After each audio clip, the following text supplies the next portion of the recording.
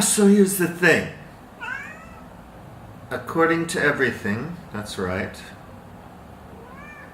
everything may be going south, or it may be going Star Trek anytime soon because of, excuse me, pardon me, excuse me, please, thank you,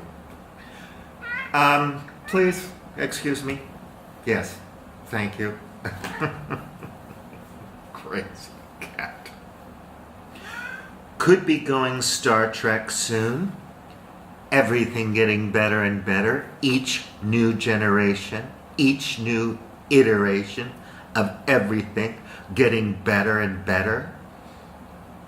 Artificial intelligence, learning machines, wonderful technology, supercomputers, quantum computing, peer-to-peer currencies, wonderful hyperloop transportation, rocket planes that take you from Sydney to New York City in 22.5 minutes. Fantastically tasting Soylent products, wonderful synthesized steaks that taste better than Wagyu, better than any kind of grass-fed Australian beef you could ever imagine, better than any kind of Nebraska corn-fed beef, just better, petri dish stuff, wonderful GMO crops that are stronger, more resistant to insects and diseases, that just taste better than any other kind of vegetables, organic vegetables, and grow anywhere at any temperature.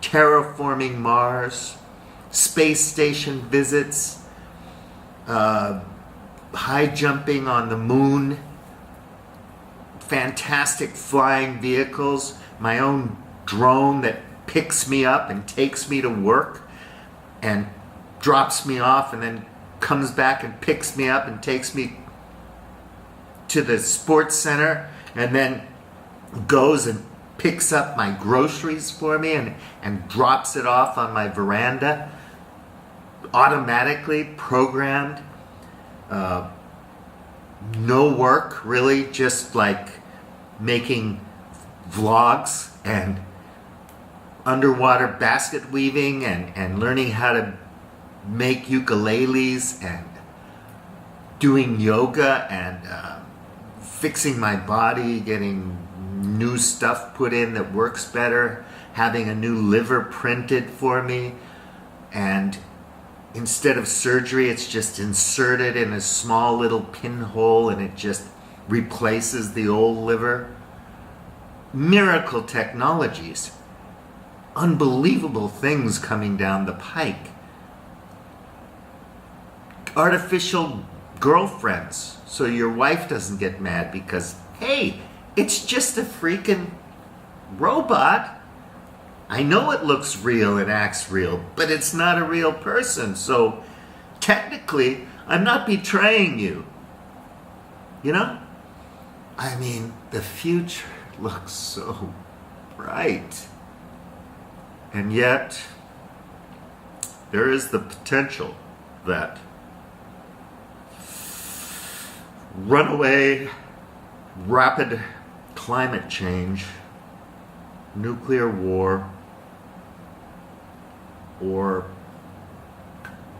the sixth extinction could really wreck civilization in the next 10 years.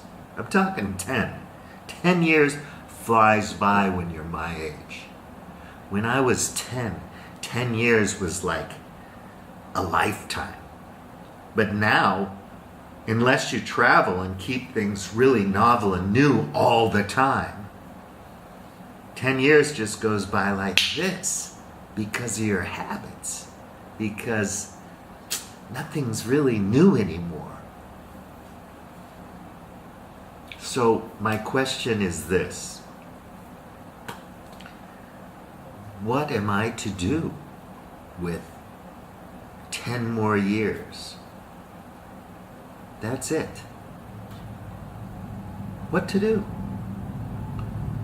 Let's assume that you take care of yourself so that you're relatively healthy. You're not living in pain. You're not getting sick. You've got 10 years. And you're doing something rather challenging and interesting.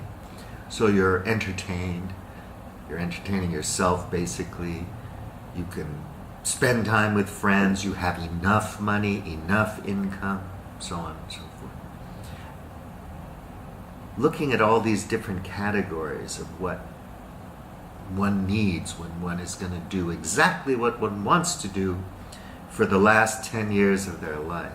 Not to say that we're going to predict when you're going to bust a cap in it, or how and when and if you're going to die anytime soon. Nobody knows that. Let's say you got to bounce because you're living in a very crowded city called Hong Kong, next door to a very crowded country called mainland China, of which Hong Kong, of course, is a part. They're developing everything all the time. We're talking fast trains, we're talking bridges, we're talking tunnels, we're talking buildings, housing projects, shopping malls, anything you can think of, they're developing it, infrastructure-wise, anything. They're going to make more solar panels. They're going to make more electric cars.